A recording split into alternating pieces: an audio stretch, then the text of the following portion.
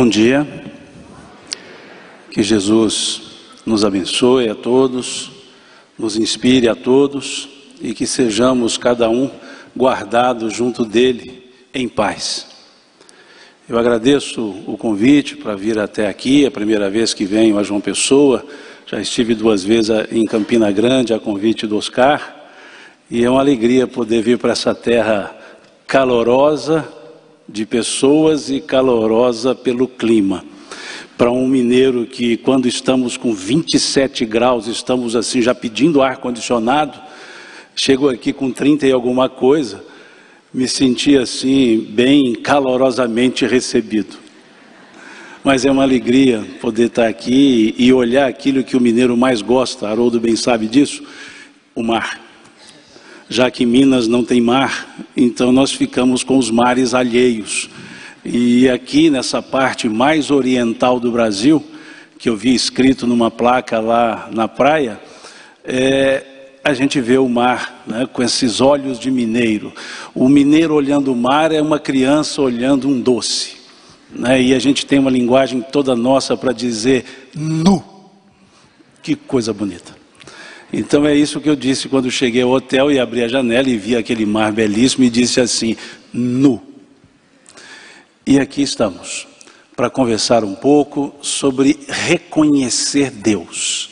Reconhecer Deus em nós, reconhecer Deus nos outros.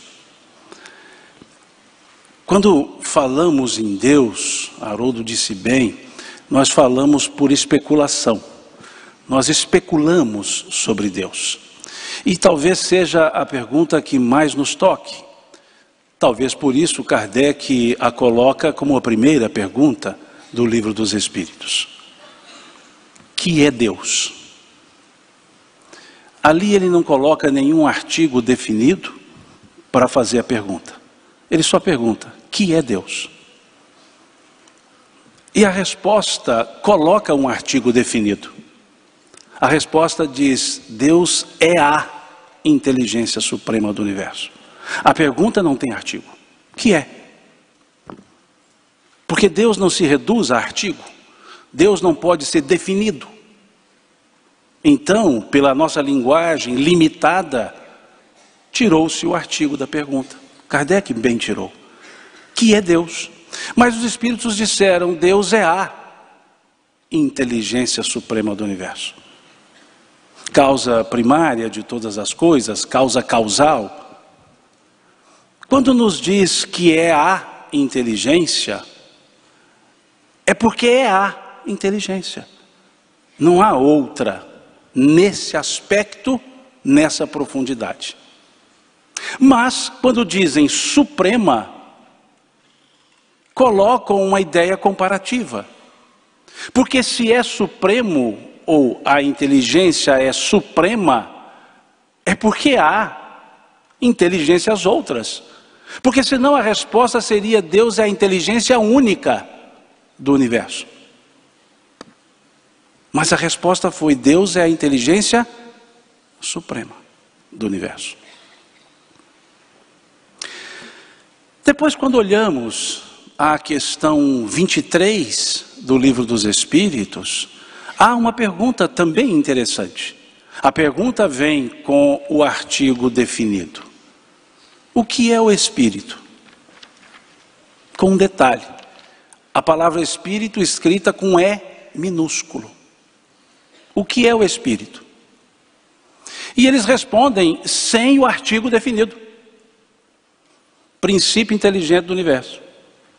Porque o Espírito pode ser concebido.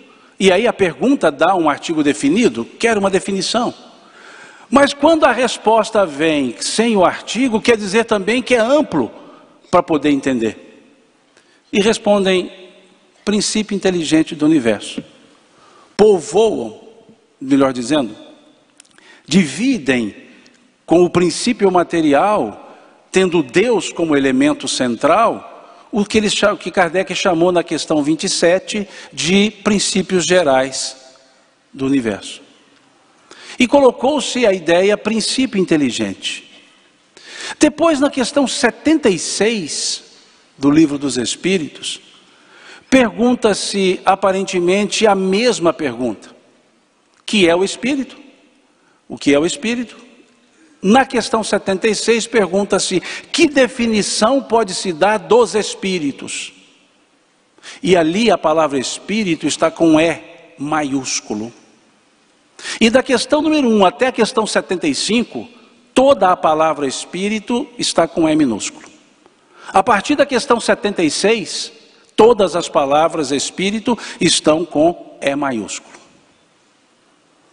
Mostrando que, pelo menos graficamente, se evolui em 50 questões. De um E minúsculo para um E maiúsculo. Mas o que é esse E maiúsculo? A resposta: são os seres inteligentes da criação. Não é mais princípio inteligente do universo. Ali vem um artigo definido na resposta: são os seres inteligentes da criação. Povoam o universo fora da matéria. Vejam a resposta.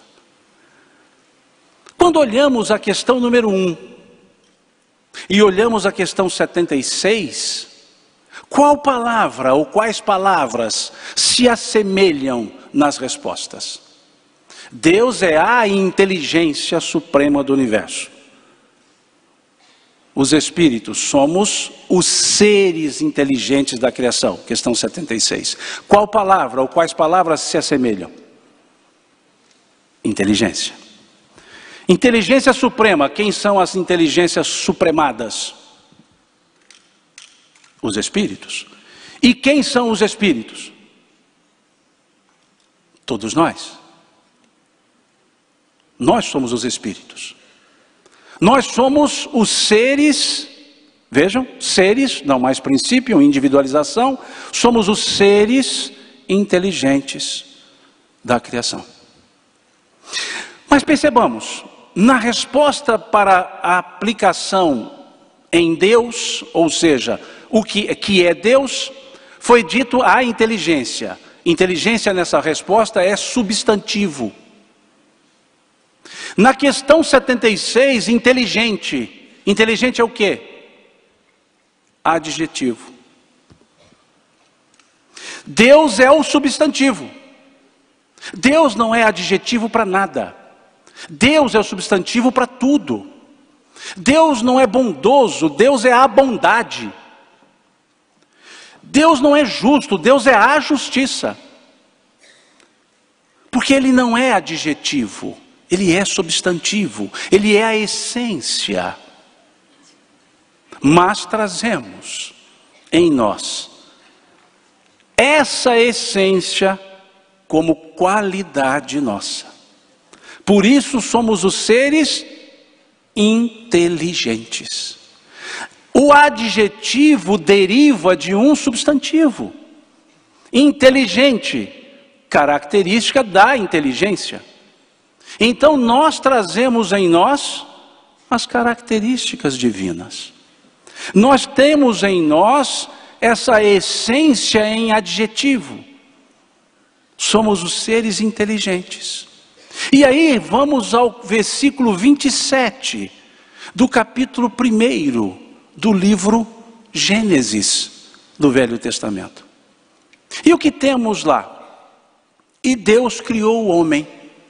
Homem e mulher os criou, à sua imagem os criou, à semelhança de Deus os criou. Vejam que interessante, nesse simbolismo, nós temos a questão 76 e a questão número 1. Porque quando diz a imagem e semelhança, óbvio, é simbólico. Mas um simbolismo que traz a realidade, porque de fato, nós somos a imagem e semelhança de Deus, pois trazemos íncito em nós, ou íncita em nós, a qualidade divina. Somos os seres inteligentes da criação. Inteligência, Deus, é a perfeição. Inteligentes em nós é a perfectibilidade. E o que é a perfectibilidade? capacidade de se aperfeiçoar. Nós não somos seres perfeitos. Nós não somos seres imperfeitos. Nós somos seres perfectíveis. Porque nós nos aperfeiçoamos. E só aperfeiçoamos porque temos esse germe da perfeição, que é Deus. Porque trazemos em nós essa imagem e semelhança. Porque trazemos em nós o qualificativo inteligente que deriva da inteligência. Num processo metonímico, quando Haroldo diz do quadro Mona Lisa, numa forma metonímica, nós podemos olhar o quadro e, em vez de dizer, eu vi a Mona Lisa, eu posso dizer, eu vi Leonardo da Vinci. Porque a metonímia é uma figura de linguagem justamente para aplicar as substituições. Autor pela obra, eu posso dizer, eu li Machado de Assis, em vez de dizer que eu li qualquer um dos seus livros. Eu posso dizer, eu li José de Alencar. Ninguém leu José de Alencar, mas ao ler a obra, pode dizer que leu o autor. Ao olhar então para o quadro da Mona Lisa, da Gioconda, eu posso dizer, eu vi Da Vinci. Porque o autor põe na sua obra a sua essência, a sua característica. É o que difere olhar um quadro de Da Vinci, olhar uma pintura de Michelangelo. Cada um tem os seus traços, ou seja, cada um tem a sua própria característica, que dá autenticidade à obra. Então, num processo metonímico, eu digo, vi Da Vinci, li José de Alencar, li Machado de Assis, mas também num processo metonímico, eu posso dizer, vi Deus. Quando olhamos o Salmo 82, versículo 6, temos lá, eu disse, vós sois deuses, vós sois filhos do Altíssimo. Vejam o Salmo. Eu disse, vós sois deuses, vós sois os filhos do Altíssimo. Quando vamos ao capítulo 10 do Evangelho de João, no versículo 24, nós temos ali Jesus fazendo uma pergunta às pessoas. O Salmo não diz, eu disse, vós sois deuses? Se foram chamados deuses aqueles que seguiam a lei, quanto mais a mim, porque estranhais então dizer-me filho de Deus? Esse sois deuses, com D minúsculo, é o processo metonímico. É a metonímia para dizer, somos obras que quando olhadas com os olhos treinados, que o Haroldo aqui disse, com os olhos que anos a fio treinaram, podem dizer, eu vi Deus. Eu vi Deus em cada pessoa. A prece de Cáritas, vocês conhecem? Como é que ela se encerra? Eu vou dar um tempinho para chegar no fim, porque ela é decorada, né? Como que ela se encerra?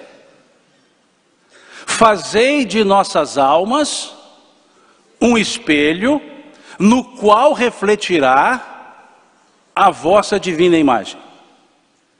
Vejam, fazei de nossas almas um espelho. Quem é o espelho? Quem são os espelhos? Nós.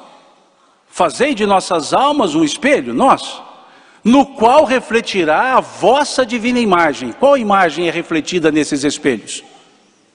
A imagem de Deus. Vejam a prece de Cáritas. Fazei de nossas almas um espelho no qual refletirá a vossa divina imagem. Em outras palavras, quando olhamos as pessoas, espelhos que são, deveríamos ver refletida qual imagem? De Deus. Mas por que não vemos? Por que não reconhecemos Deus em nós, nas pessoas? Porque há um treino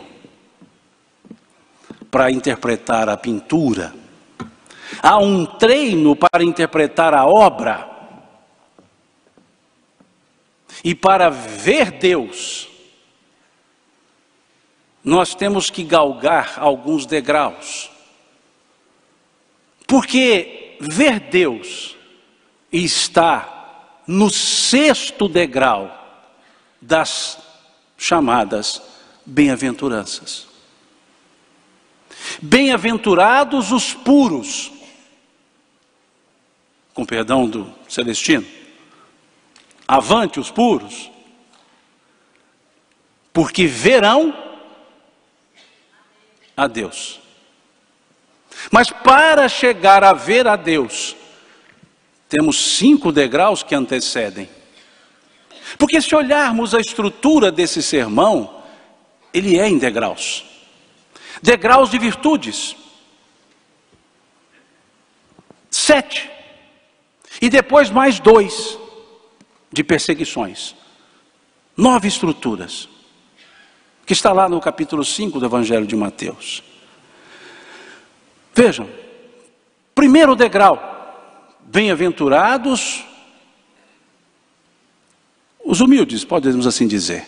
Bem-aventurados os pobres pelo Espírito, como traduziu Beto Holden. Bem-aventurados os pobres pelo Espírito, porque deles é o reino dos céus. Primeiro degrau a darmos acesso seria então a humildade. A humildade não é a maior das virtudes, é a mais necessária, porque ela é a primeira. Sem ela não se tem virtude alguma, porque quaisquer virtudes sem a humildade são vaidosas. São vistas como elementos de vaidade e não como virtudes. E é preciso então galgar esse primeiro espaço da humildade, que não entraremos pelo tempo no detalhe de humildade, que não é sinônimo de subserviência, que não é sinônimo de desleixo, porque tem gente que diz assim: eu sou muito humilde, mal limpo a roupa. Isso é falta de higiene, não é humildade? Eu sou muito humilde, eu não gosto muito de ser visto. Isso é timidez, não é humildade? Aprendei comigo, que sou manso e humilde de coração, disse o Cristo.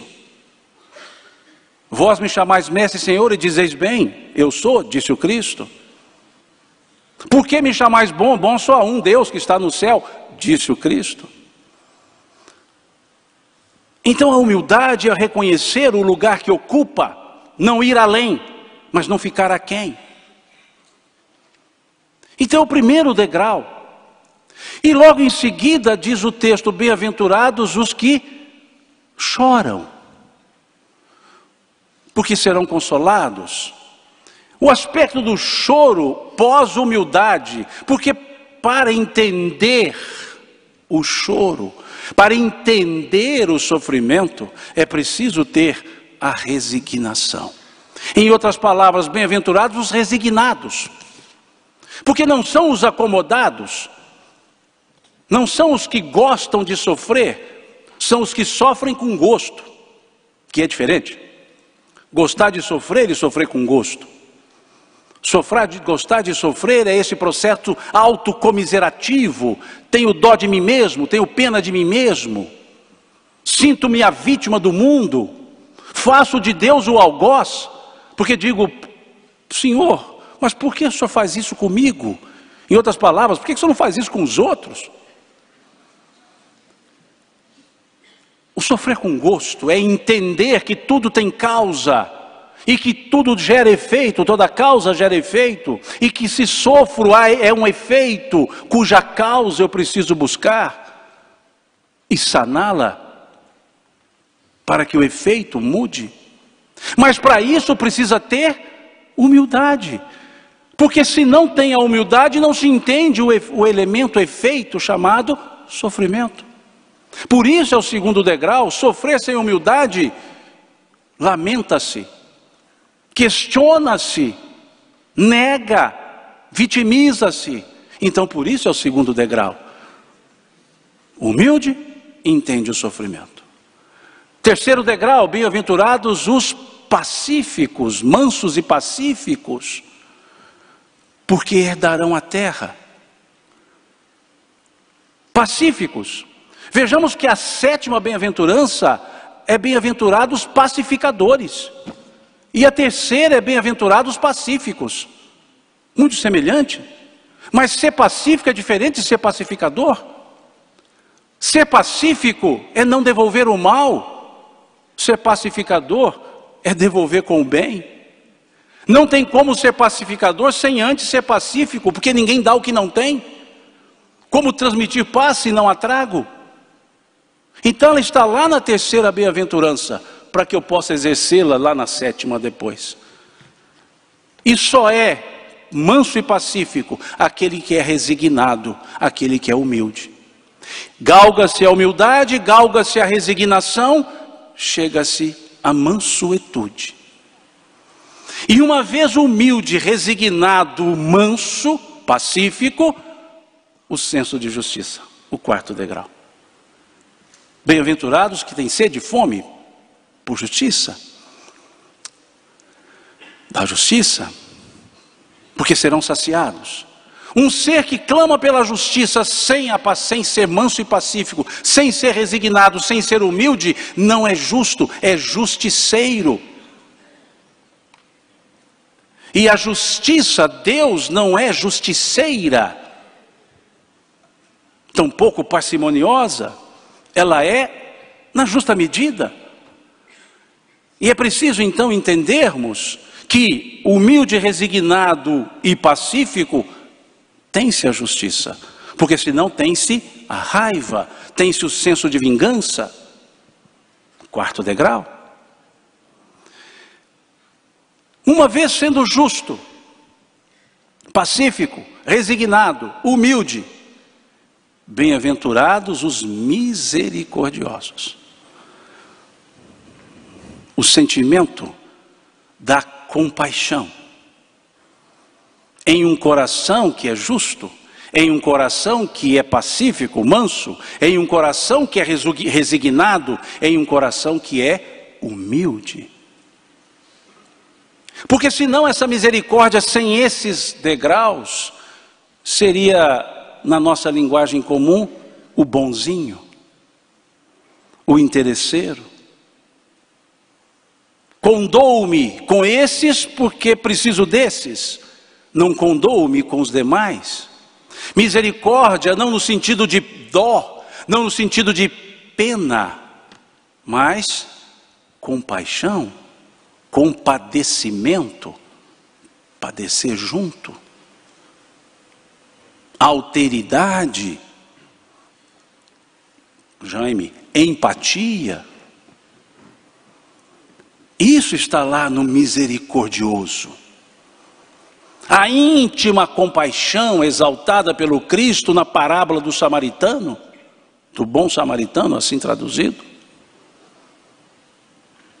Mas vejam, é o quinto degrau. Para sermos misericordiosos, precisamos ser humildes, resignados, mansos, pacíficos e justos. E aí sim, humilde, resignado, pacífico, justo, misericordioso, a sexta bem-aventurança. Bem-aventurados os puros de coração, porque verão a Deus. Por que então não vemos Deus nas pessoas? Porque mal galgamos o primeiro degrau. Temos lances de humildade, mas na maior parte das vezes não somos tão humildes assim. Quando nos interessa, somos. Quando não nos interessa, não somos. Então veja como entender, reconhecer Deus nas pessoas, no outro, no próximo e mesmo em mim. se eu não carrego as virtudes necessárias para tanto? Aí temos o sentido que nos falta. Mas quando olhamos a questão número 11 do Livro dos Espíritos, em sequência à pergunta 10, pode entender a natureza íntima de Deus?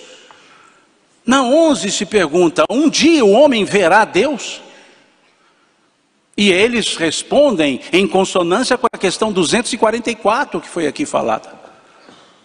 Eles respondem, quando não mais obscurecido pela matéria e pela sua evolução, o homem verá e entenderá Deus. Quando? Quando não mais obscurecido pela matéria e pela sua evolução. Ou seja, galguemos esses 5 degraus, evoluindo.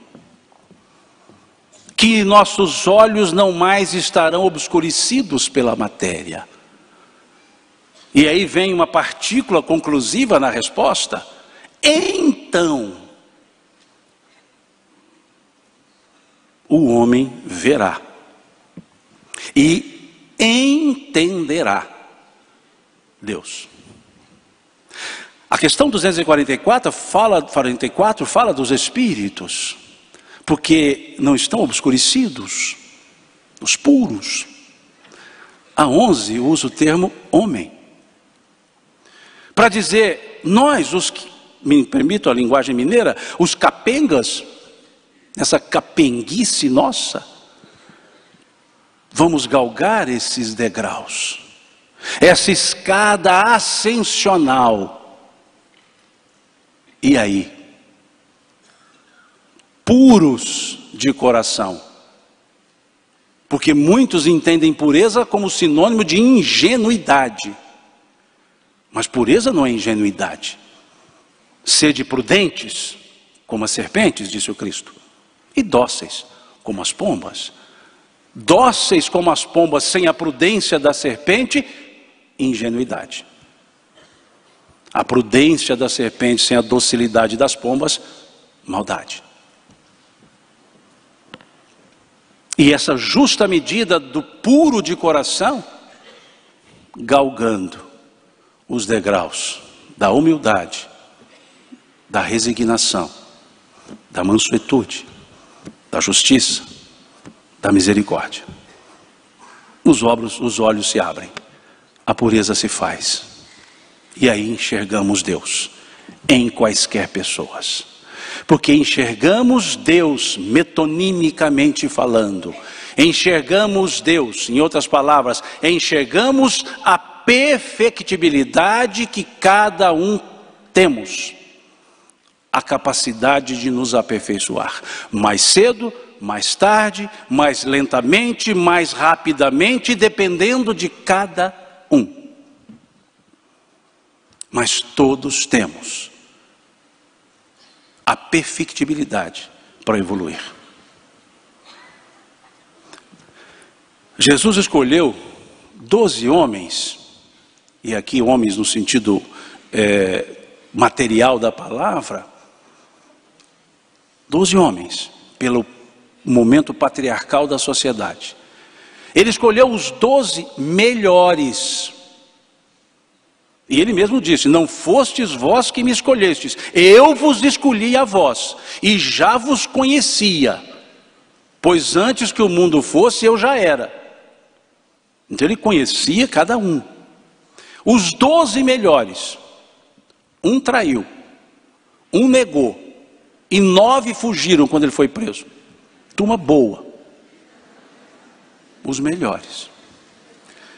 Os melhores em potencial, porque esses todos retornaram e deram, à exceção de João, porque esse também não fugiu, estava lá com Maria, mas os outros retornaram e deram suas vidas por aquilo que eles acreditavam.